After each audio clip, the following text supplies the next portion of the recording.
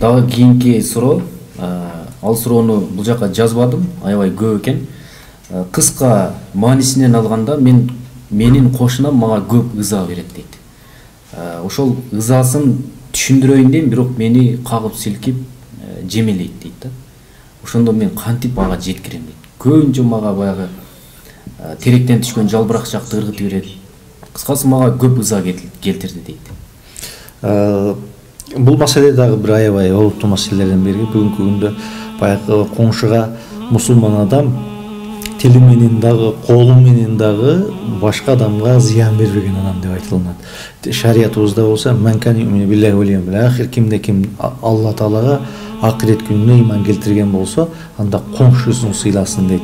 Пайгамбар кайра келип коңшу жөнүндө айта бергендиктен улам коңшуга дагы мурас калат ошо деп ойлоп калдым дейт. Ушундай деңгээлде коңшуну сыйлаш керек да. Кыргыздарда там сатып албай, коңшу сатып ал дейт. Ошондуктан коңшунун ролу аябай чоң. Коңшуга зыян берүүнүн түрлөрү аябай көп. Бүгүн этаждын үстүндө, үстүнкү этаждан астыңкы этажына мусор төккөнү бар, кийимин илип койгону бар, башка эми ушинтип кайрылгандар аябай көп. Ошондуктан коңшуга зыян бербөөгө мүмкүн болушунча аракет кылышыбыз керек, жакшы мамиле кылышыбыз керек. Белек бекче пайгамбарыбыз үйүнө союш сойса, жанындагы жөөттөргө дагы ошо союштун бир бөлүгүнө эт киргизип турчу да коңшуларга. Жакшы мамиле жылуу сөз жылан дийинен чыгарат дейт. Жакшы мамиле кылып койсоңуз, ошо сизге аза берип аткан коңшуңуз уяла баштайт. Сыйлап койсоңуз, бүгүн болбосо эртеге уяла баштайт.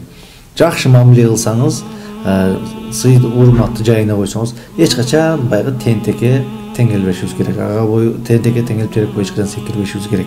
Андай болбосо үйдө чыр болот, үйдө тынчтык болбойт, үйдү сатып кетиш керек болот. Ошон үчүн коңшу менен ар дайым тынч, ынтымак сөз таап жашаганга аракет кылышыбыз керек.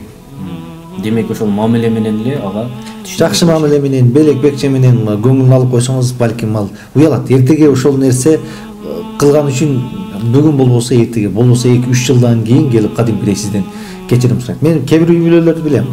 Ушундай жакшы мамиле кыла бергендиктен улам 10 жылдан кийин келип чекесин өп, ушул 10 жыл аза бердим. Ушундай сабырдуу экен.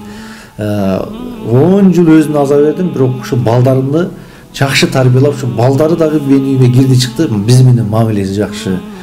Эгерде ушунун атасы жаман болгондо, энеси жаман болгондо, балдары бизге ушунчалык чоң душмандык кылмак эле. Ушу ата-энесинин сабырдыгынан улам, имандыгынан улам ушундай биздин баягы акмактыгыбызды убагында көтөрдү деп 10 жылдан кийин кечирим сурап кирген үй бүлөлөрдү билем да. Ошондуктан жакшы мамиленин аягы жакшылык менен бүтөт. Жакшылык кылсаң, бир күн болбосо, бир күн ал экиси болуп сага кайтат да.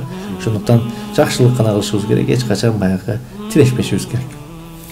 Бул суроо негизи Инстаграмдан келген, аябай көп келген. Ошол жазып окубадым, бирок ошол мааниде бердим.